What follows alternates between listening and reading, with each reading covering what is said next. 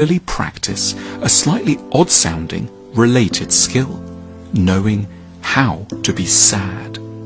Every day, a lot of stuff happens to us which is, in one way or another, pretty hurtful.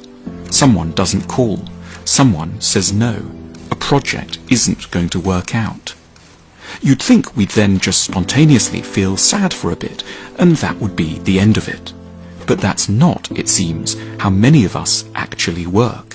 Frequently, our minds, which are squeamish by nature, rigorously shut out unfortunate negative feelings and go into a state of what psychologists call denial, where difficult but true information is refused access. We may, as a result of burying our feelings, develop a number of symptoms.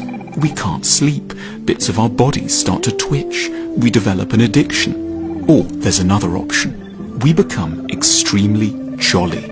Not happy as such, but brittle and insistent in a fake kind of upbeatness, the sort of happiness that can't tolerate any sadness.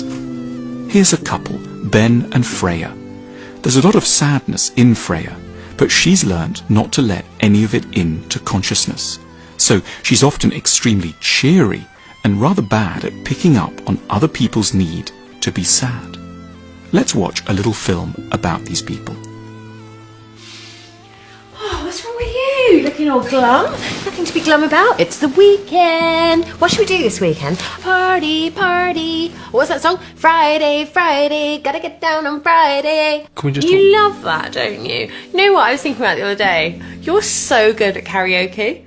I love it when you do karaoke. It's Saturday night and I like the way you move. Yeah. I just think... I didn't know you were ticklish around here. You're going to listen Around to... your little ribs.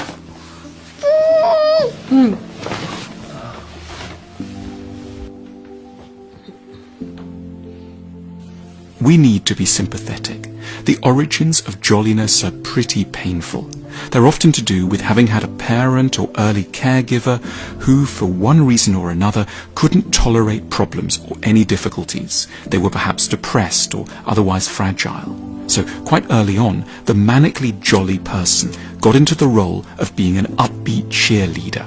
Not because they were, but because they had to be.